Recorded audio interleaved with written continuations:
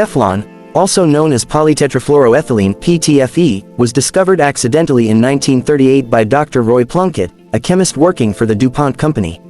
Plunkett was originally researching refrigerant gases and was experimenting with tetrafluoroethylene gas, which he stored in small pressurized cylinders. One day, when he went to release the gas, he found that the cylinder's contents had unexpectedly solidified.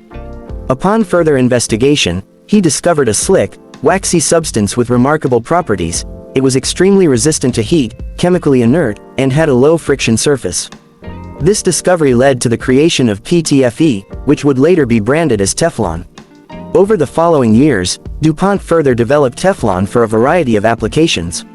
Initially, it was used in industrial and military fields due to its chemical resistance and durability, especially in equipment and machinery that required a non-reactive surface. However, in the 1960s, Teflon found its way into consumer kitchens when engineers applied the material to cookware, creating the first nonstick pans. This revolutionized cooking by making it easier to prepare food without sticking and simplified cleanup. Today, Teflon remains widely used not only in cookware but also in countless industries, from aerospace to electronics, due to its unique properties.